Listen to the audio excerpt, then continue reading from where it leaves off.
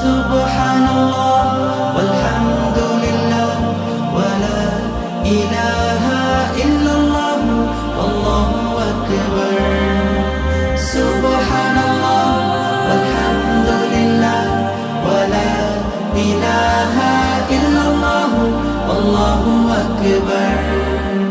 সবুজের হৃদয়ে কভু করেছি সজীব, কভু কিছু হারিয়ে চিনেছি জীবন।